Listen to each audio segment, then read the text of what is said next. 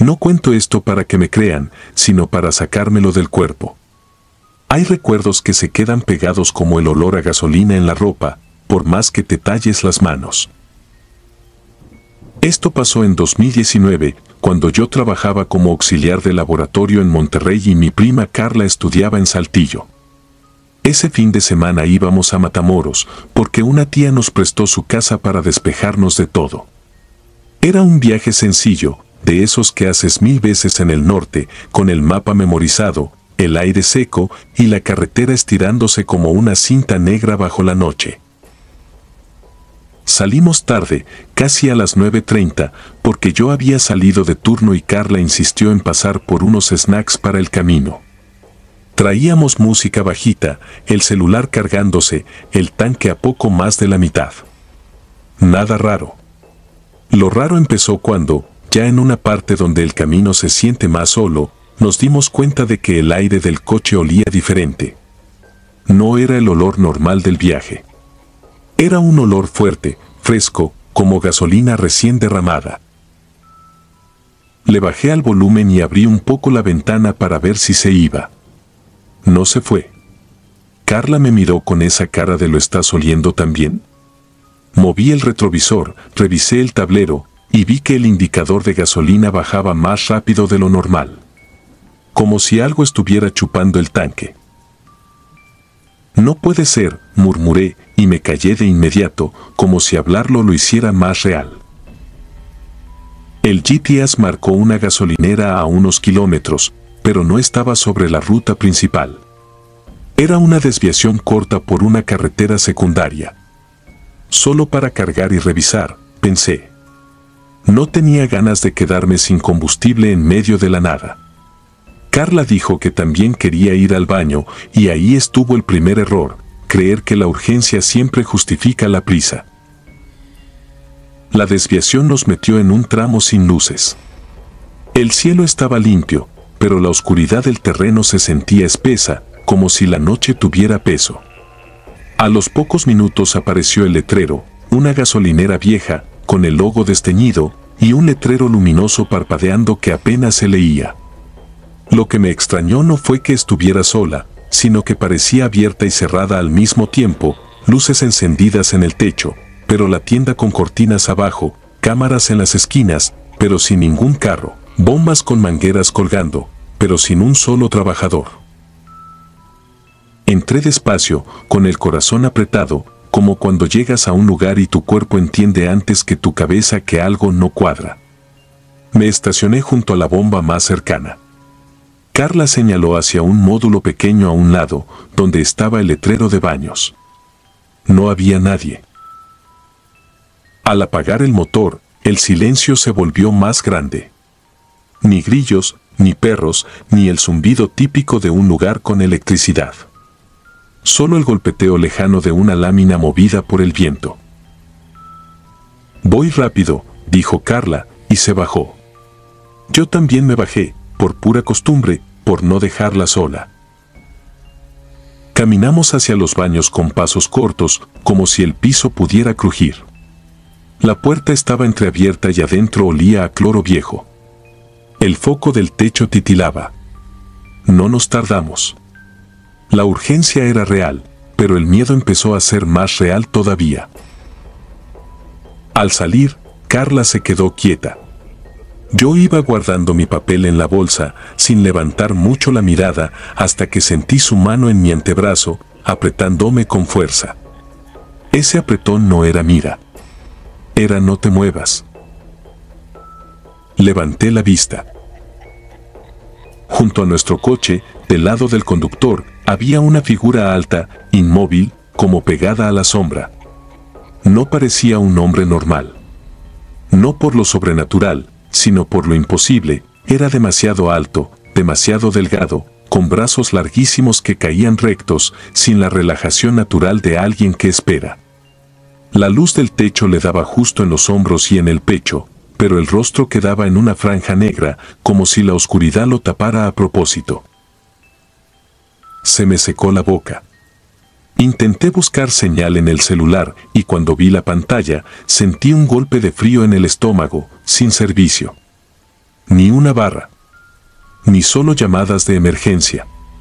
Nada. Carla susurró mi nombre, bajito, casi sin aire.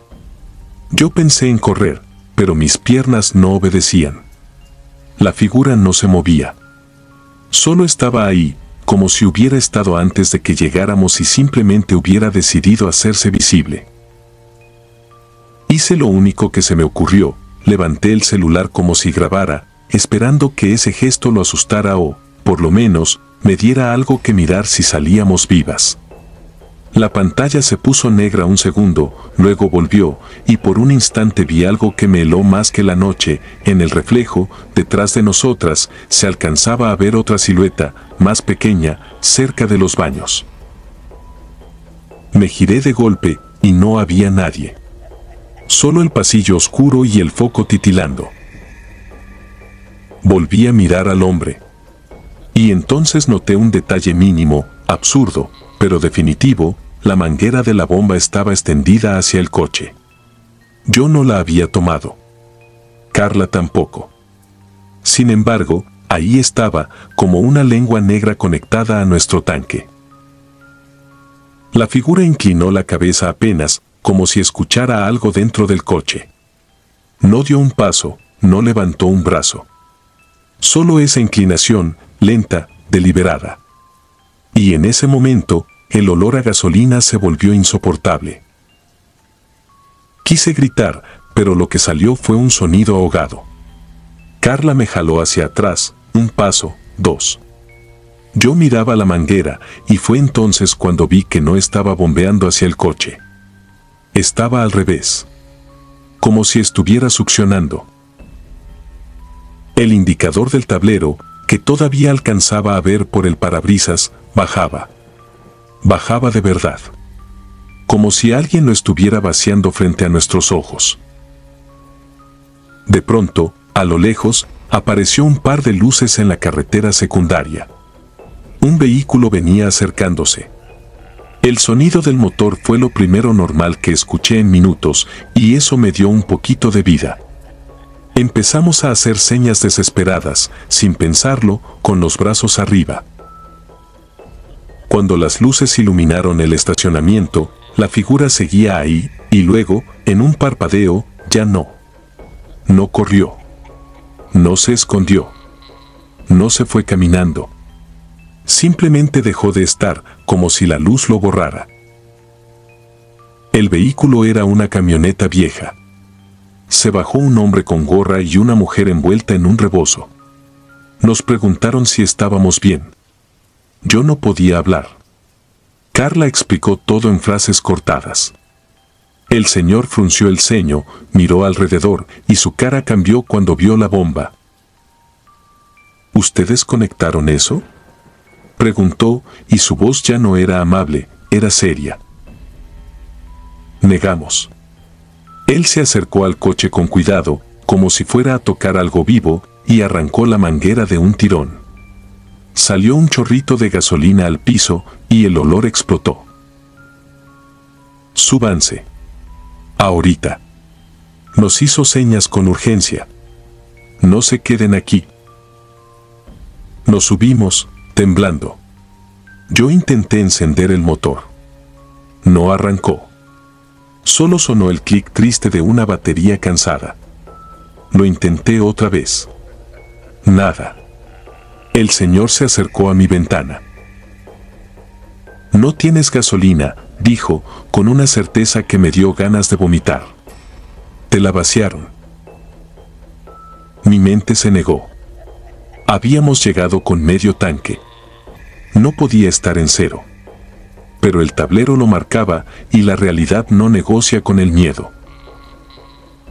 El señor sacó una garrafa de su camioneta, nos echó un poco, apenas lo suficiente, y me ordenó que no apagara el coche por nada del mundo.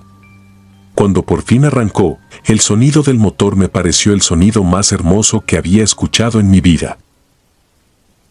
Nos escoltaron hasta reincorporarnos a la carretera principal. Yo manejaba con las manos adormecidas, mirando cada sombra, cada señal, cada reflejo del vidrio.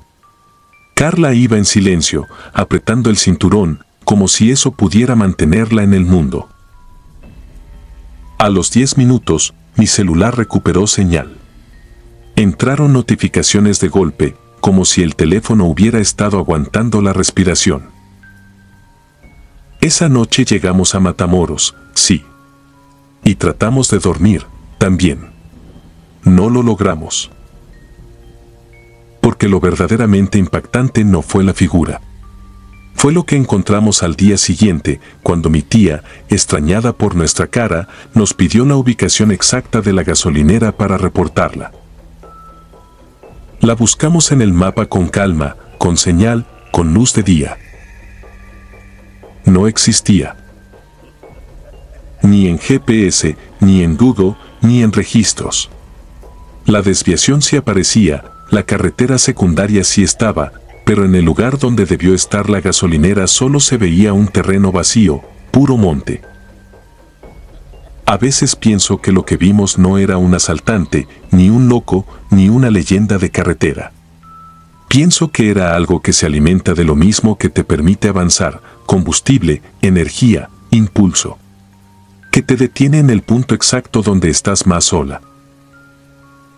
Desde entonces, cada vez que huelo gasolina en la noche, aunque sea en una estación iluminada y llena de gente, mi cuerpo recuerda aquella bomba. La bomba 7, la que no aparece en ningún mapa. Y me dan ganas de llorar sin saber por qué, como si una parte de mí siguiera allá, parada frente a la oscuridad, esperando que vuelvan a apagarse las luces.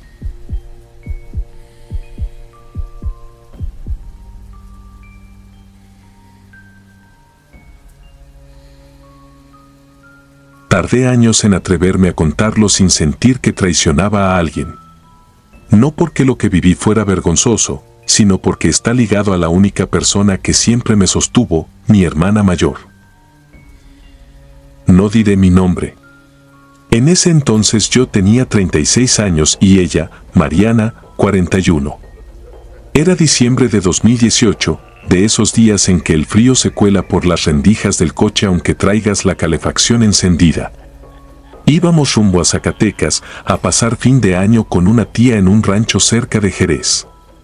Viajábamos mi esposo, mis 2 hijos y mi hermana. Mi mamá se había quedado en casa por una gripe y Mariana insistió en acompañarnos para que no manejaran solos. Salimos al atardecer, creyendo que llegaríamos antes de medianoche. Pero entre una parada por comida, un retén y un tramo de carretera en reparación, se nos hizo tarde. La carretera empezó a verse distinta después de Fresnillo, más oscura, más larga, con ese silencio raro en el que el radio suena como si lo transmitieran desde otra habitación. Pasada la 1 de la mañana, me dio un dolor en el vientre. No era urgencia, era más bien esa presión incómoda que te hace pensar en baño, en baño, en baño, hasta que se vuelve lo único que existe. Le pedí a mi esposo que se detuviera en cuanto viera una gasolinera. La primera apareció como un islote de luz amarillenta en medio del campo, un letrero viejo, un techo amplio, 2 bombas y un pequeño local con ventanas oscuras. Tenía un número pintado en la columna, 7, y una lona desgastada que se movía con el aire como si respirara. Nos estacionamos cerca de los baños. Mi esposo apagó el motor y el silencio cayó encima como una cobija pesada. Mis hijos iban dormidos, con las bocas abiertas. Mariana miraba por la ventana, seria, como si la gasolinera le diera mala espina. ¿Quieres que vaya contigo?, me preguntó, bajito, para no despertar a los niños. No, es rápido, le dije, y me bajé. El aire olía a gasolina vieja, a tierra fría y a café recalentado. No vi a ningún despachador. Solo se escuchaba un zumbido constante, como el de un transformador. Los baños estaban al costado del local, separados por una pared de bloc. La puerta del de mujeres tenía un letrero desteñido y una bisagra que chilló en cuanto la empujé. Adentro, la luz era blanca y dura, de esas que hacen ver la piel cansada. Había 2 cubículos. Me metí al del fondo y cerré el seguro. El eco del lugar hacía que cualquier movimiento sonara más fuerte, el papel, el cierre del pantalón, hasta mi respiración. Fue entonces cuando escuché que la puerta principal volvió a chirriar. Alguien entró. No vi sombra, solo oí pasos lentos sobre el piso húmedo. Luego, una pausa, como si la persona se quedara parada, mirando. Un segundo después, se abrió la puerta del cubículo de al lado. Y por debajo vi los pies. Los reconocí de inmediato.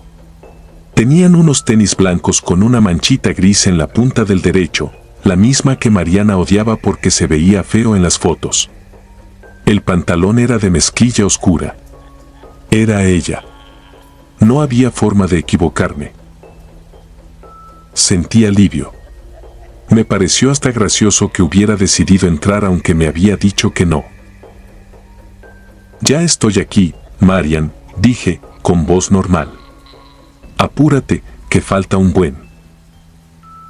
No contestó. Pensé que quizá no me había escuchado por el eco, así que repetí, un poco más alto. Mariana, ¿todo bien? Silencio. Lo que me hizo sentir extraña no fue solo que no hablara. Fue la forma en que se quedó quieta. Sin mover los pies, sin acomodarse, sin nada. Solo, ahí. Como si estuviera parada mirando la puerta, sin intención de usar el baño. Me subió una punzada en la nuca. Ese instinto absurdo de cuando sientes que hay alguien cerca, pero no con intenciones normales. Quise bromear, sacudirlo. ¿Me estás asustando o qué? Entonces lo escuché. Un llanto. No un sollozo suave. Era un llanto contenido, como si alguien se estuviera ahogando por dentro y se negara a dejar salir el sonido. Me erizó la piel. Era exactamente la voz de Mariana cuando lloraba en secreto, la misma que yo conocía desde niñas, ese llanto que intentaba no existir. Me paré de golpe. La sangre me golpeó en las sienes. Mariana. Susurré, porque de pronto me dio terror gritar. Ábreme. ¿Qué te pasa? El llanto siguió, más roto, como si algo se le quebrara en el pecho. Me subí el pantalón con manos torpes y abrí mi puerta. El baño olía peor desde afuera, como si el drenaje llevara días respirando. Me acerqué al cubículo de al lado. La puerta tenía el seguro por dentro, pero no se veía el pestillo marcado, era como si alguien lo sujetara sin cerrarlo del todo. Mariana, por favor, dije, tocando con nudillos. Dime qué pasa. El llanto cambió. Se volvió casi un gemido, un sonido más bajo, demasiado cerca de la puerta. Y en ese momento escuché el chirrido de la entrada otra vez. Me giré con el corazón desbocado. Mariana entraba al baño. La vi completa, su chamarra negra, su cabello recogido, su cara con esa expresión de fastidio por el frío. Me miró con preocupación apenas me vio.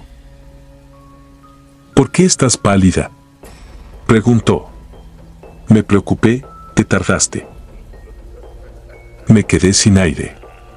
No pude ni parpadear. Mis ojos se fueron solos al cubículo de al lado. Quise señalarlo, explicar, pero la lengua no me respondió. Mariana dio un paso hacia mí y me tomó de los antebrazos. Oye, ¿estás bien? Yo, como en automático, abrí la puerta del cubículo contiguo. No estaba con seguro. Se abrió fácil, como si nunca hubiera habido nadie. Adentro no había nada. Ni pies. Ni sombra. Solo el inodoro manchado y un papel tirado en el piso. El llanto se cortó en seco, como si nunca hubiera existido. Sentí el vacío en el estómago, esa certeza horrible de que acabas de ver algo que no deberías haber visto. Tomé a Mariana del brazo y la jalé hacia afuera sin explicaciones. Ella se dejó llevar, confundida. Al salir, noté algo que antes no había visto. En la pared exterior del baño, justo bajo una ventana pequeña, había una cruz marcada con hollín, como si alguien la hubiera dibujado con un dedo sucio. Y más abajo, pegado al bloc, un ramo de flores secas, amarrado con hilo rojo. Corrimos al coche. Mi esposo levantó la vista, extrañado. Yo apenas pude decir: arranca. Ahorita te explico, pero arranca. Nos alejamos y las luces de la gasolinera se hicieron pequeñas en el retrovisor. Vi, por un segundo, una figura cerca de la bomba 7. No se movía. Parecía alguien esperando que le despacharan, con la cabeza inclinada. Cuando parpadeé, ya no estaba. No hablamos más en el camino. Mariana quiso preguntar, pero yo le apreté la mano y le pedí que no dijera nada frente a los niños. El resto de la noche fue un hilo tenso, como si el coche viajara dentro de una burbuja. Pasamos 5 días en el rancho. Reímos, comimos, brindamos. Por momentos logré convencerme de que aquello había sido cansancio, sugestión, un juego del eco y la luz. Mariana incluso se burló un poco de mí cuando se lo conté, diciendo que seguro había escuchado a otra mujer llorar. Yo asentí para que se acabara el tema, aunque por dentro seguía sintiendo el mismo frío. El lunes, de regreso en casa, a las 7:12 de la mañana, sonó mi teléfono. Era mi esposo. Me habló desde la oficina, con la voz irreconocible. «Te acaban de llamar del hospital», dijo. Mariana se desplomó anoche en su departamento. Fue un infarto. No recuerdo cómo llegué. Solo recuerdo la sala blanca, el olor a desinfectante y el momento exacto en que entendí que el llanto del baño no era un llanto de tristeza, sino de despedida. Como si alguien, o algo, hubiera usado su voz antes de que se apagara. Después, mientras ordenábamos sus cosas, encontré en su bolsa una libreta pequeña. En una hoja había escrito, con letra apurada, una sola frase, fechada esa misma madrugada del viaje. Si me pasa algo, no se detengan. No vuelvan a esa bomba. No decía gasolinera. No decía baño. Decía esa bomba. Las 7. Desde entonces, cada vez que paso por una estación de noche, el olor a gasolina me revuelve el estómago. Y si veo un número 7 pintado en una columna, no me importa cuánta urgencia tenga, sigo de largo. Porque la pregunta que me persigue no es si fue casualidad. La pregunta es por qué ese lugar ya sabía, y por qué, por unos minutos, algo se atrevió a ponerse los zapatos de mi hermana para llorarme desde el otro lado de una puerta. Y lo peor es admitirlo, a veces, cuando estoy sola en un baño público y escucho pasos afuera, todavía espero oír ese llanto. Como si no hubiera terminado. Como si la despedida se hubiera quedado atorada, esperando que yo vuelva a abrir el cubículo equivocado. Suscribirte y darle like ayuda mucho a este canal. Si ya has escuchado mi contenido antes, te ha gustado y estás disfrutando lo que escuchas en este sector, te agradeceré que presiones el botón de suscribirse. Sin más interrupciones, continuamos.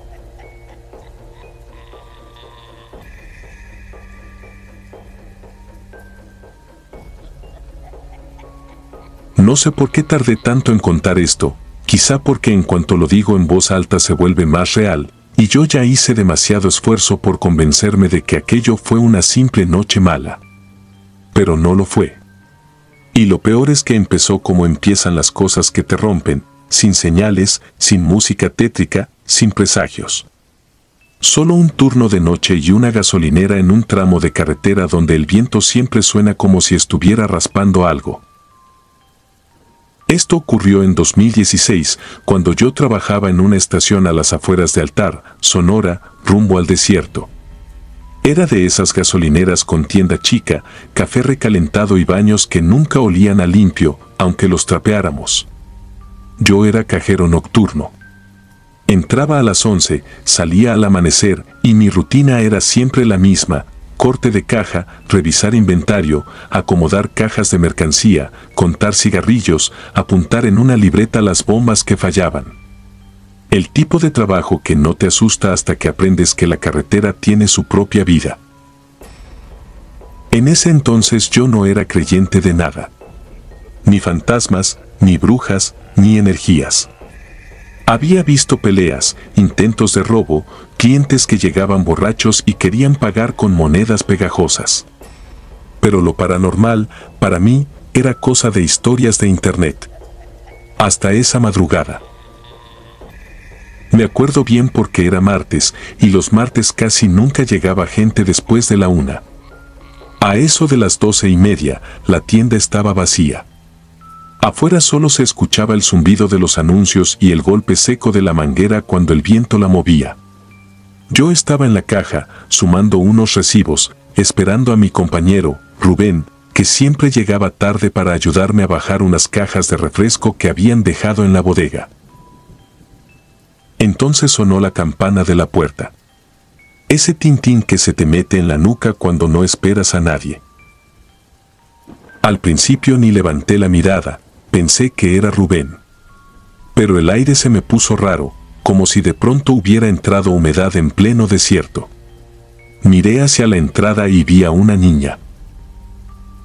Tendría unos 8 o 9 años. Vestido rosa, pero no de ese rosa bonito, sino rosa sucio, como si hubiera rodado por el suelo. Traía el cabello pegado a la cara y en los pies solo un zapato. El otro pie estaba descalzo y manchado, como si hubiera caminado por tierra caliente. Lo que más me inquietó no fue verla, sino la lógica inmediata: ¿de dónde salió? No había coches en las bombas, no había luces acercándose por la carretera, no había nada. Era como si la hubiera escupido la oscuridad. Me levanté rápido y me asomé por el ventanal, buscando a un adulto, a un vehículo, a alguien que me explicara la escena. Nada. Ni una silueta. Ni siquiera el reflejo de unos faros. La niña caminó despacio hacia mí, sin prisa, sin correr. Tenía los labios resecos y los ojos demasiado abiertos. «Señor», me dijo, «¿me puede llevar a mi casa? Estoy perdida». No lo dijo llorando. Lo dijo como quien repite una frase que le enseñaron. Eso me dio mala espina. Le pregunté su nombre, le pregunté dónde vivía, le pregunté por sus papás. Ella solo movió la cabeza, muy lento, de un lado a otro. Encogió los hombros como si la pregunta le pesara. Le dije que se quedara ahí, que iba a llamar al 911. Señalé el teléfono junto a la caja. Ella asintió y se quedó parada a un lado de la puerta, pegada al vidrio, como si le diera miedo entrar más. Mientras caminaba al teléfono, escuché otra vez la campana. Volteé creyendo que la niña había salido, pero era Rubén, entrando con su uniforme a medio abotonar, como si acabara de despertar. «¿Qué onda?», me dijo, bostezando. Lo primero que hice fue señalar hacia la entrada, ya con esa urgencia que te entra cuando sientes que algo está mal. «Voy a llamar a emergencias», le dije. «Llegó una niña perdida». Rubén frunció el ceño y giró la cabeza hacia donde yo señalaba. «¿Cuál niña?». Sentí un golpe en el estómago. Me acerqué al estante que desde la caja me tapaba el ángulo de la entrada. Di 2 pasos. Me asomé. No había nadie. Ni en la puerta, ni afuera, ni junto a las bombas. Solo el reflejo de mi cara pálida en el vidrio y el desierto inmóvil. Salí a revisar. Rodeé el edificio, abrí el baño, miré detrás de las máquinas de hielo, en el pasillo de botanas, en la bodega. Nada. Rubén me seguía, pero no con prisa, sino con esa mirada de este ya se sugestiona. Te juro que estaba aquí, le dije, y me escuché cómo suenan los locos cuando se defienden. Pasó un rato, llegaron 2 clientes, luego otro, y el turno siguió porque el trabajo no se detiene aunque el mundo se te fracture. Pero yo no podía dejarlo así. En cuanto se vació el lugar, fui directo al monitor de las cámaras. Rubén se acercó, cruzado de brazos. Puse la grabación. Retrocedí al momento exacto en que sonó la campana. Y ahí se me heló la sangre, la puerta se abrió sola. La campana sonó. Yo levanté la mirada y, en el video se veía a mí hablando, gesticulando, señalando algo que la cámara no captaba. Caminé hacia el teléfono, como si hubiera alguien. Me quedé mirando un punto fijo, como esperando respuesta. Rubén soltó una risa nerviosa, de esas que no son risa, son defensa. No manches, murmuró. Avancé un poco la grabación.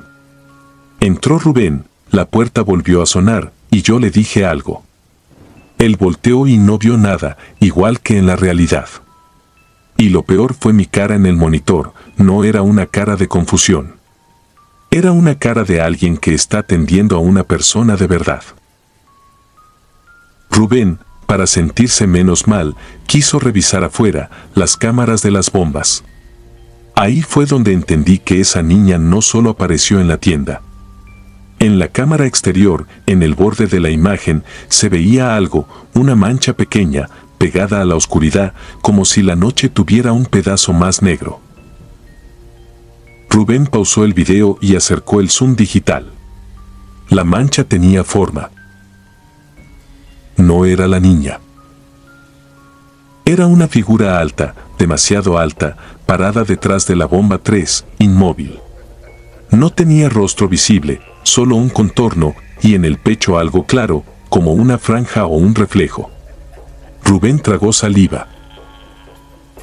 ¿Eso estaba ahí cuando? Preguntó, pero no terminó la frase. Yo recordé lo que vi en vivo, la carretera vacía, la nada. Y sin embargo, en el video, esa sombra había estado ahí todo el tiempo, como esperando. A la mañana siguiente se lo contamos al gerente, Earl, un gringo seco que siempre olía a café y enojo. Le enseñamos el video. Lo vio sin parpadear. Cuando terminó, no dijo qué raro. No dijo seguro fue un fallo. Solo apretó la mandíbula y apagó el monitor. De esto no se habla, dijo. Y los videos se borran. Rubén, que había grabado la pantalla con su celular, lo confesó sin pensar. Earl se le fue encima como si hubiera admitido un crimen. Bórralo, le ordenó. Si eso llega a internet, se acabó el trabajo para ustedes, ¿entendieron? Yo debería haberme indignado, pero en ese momento el trabajo era lo de menos. Yo quería una explicación. Una lógica. Algo que encajara. No la hubo. Lo único que conseguí, semanas después, fue un dato que me dejó peor. Un camionero frecuente, de esos que paran por cigarrillos y baño, me escuchó hablar del tema sin querer. Se quedó serio y me preguntó si la niña traía vestido rosa y un zapato. Se lo describí. Él solo bajó la mirada y dijo que, años atrás, en ese tramo, una familia se volcó. Que la niña salió disparada, que no la encontraron de inmediato, que la buscaron con lámparas entre matorrales. Y que cuando por fin la hallaron, ya no tenía un zapato. No me dio nombres. No me dio fecha exacta. Solo me dijo algo que todavía me pesa, que los que mueren en la carretera no siempre entienden que se fueron, y que a veces regresan al último lugar donde vieron una luz encendida. Yo renuncié al poco tiempo. No por la niña. Por lo otro. Porque después de esa noche, la bomba 3 empezó a fallar más seguido. Y cada vez que fallaba, la cámara exterior registraba lo mismo, una sombra inmóvil en el mismo lugar, como si se alimentara de la luz intermitente. Y porque una madrugada, al cerrar la tienda, escuché la campana de la puerta una sola vez, aunque yo ya tenía el seguro puesto. No abrí. No miré. Solo me quedé quieto, con las llaves temblándome en la mano, rezando por primera vez en mi vida y escuchando, del otro lado del vidrio, una voz bajita que decía: «Señor, ¿me puede llevar a mi casa? Estoy perdida». Y supe, con un terror frío y definitivo, que esa niña nunca había venido sola.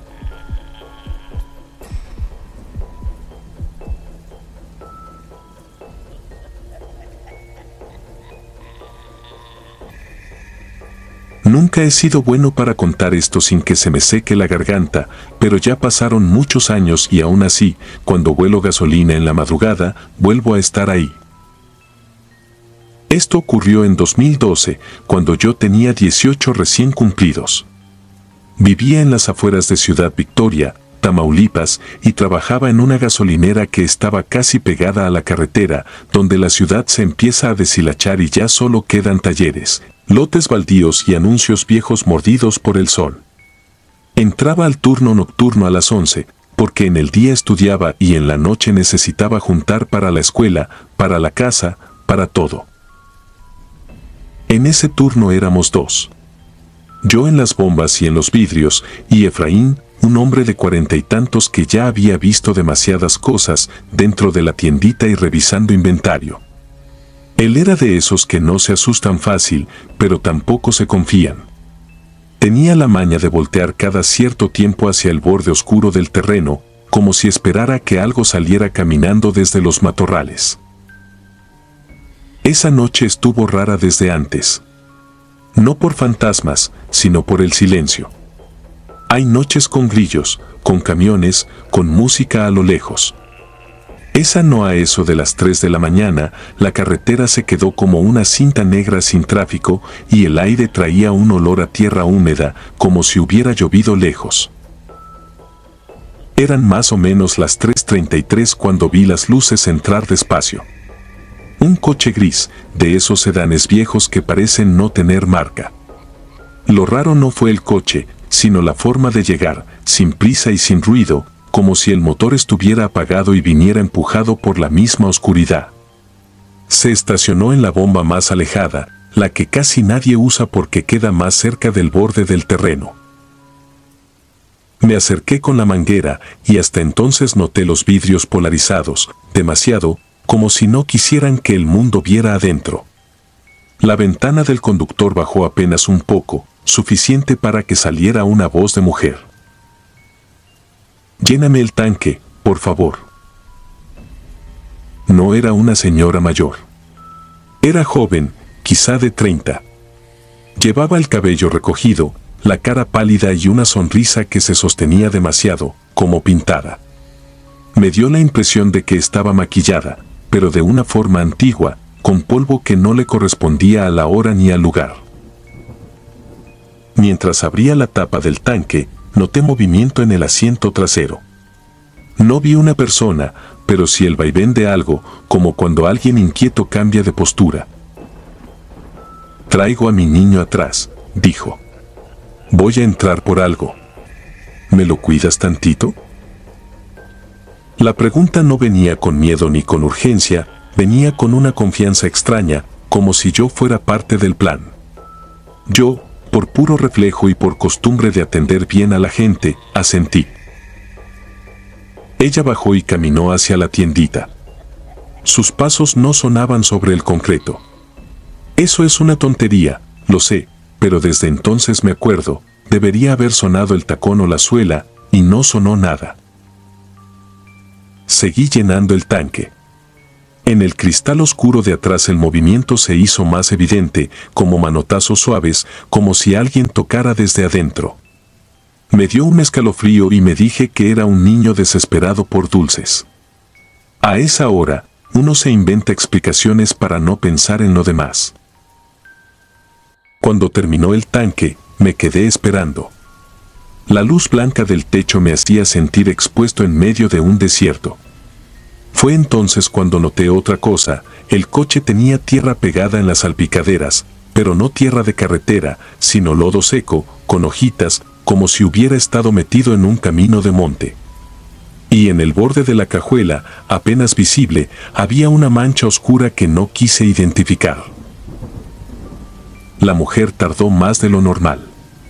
Yo volteé a la tiendita y vi a Efraín detrás del mostrador, quieto, mirando hacia afuera como si también estuviera midiendo algo. No dijo nada, pero levantó las cejas un segundo, una pregunta muda. Yo hice un gesto mínimo, como diciendo todo bien. Por fin, la mujer salió con una bolsa de frituras y otra de dulces. Venía sonriendo igual. Lo que me incomodó fue que no solo sonreía, me miraba como si ya me conociera, como si yo fuera un recuerdo. Me pagó sin regatear y me dejó una propina que, para un turno nocturno, era demasiado. Luego se inclinó hacia mí, sin bajar la sonrisa. Gracias por cuidarlo. Él se pone nervioso cuando hay gente nueva. Ahí me ganó la curiosidad, o el miedo, no sé.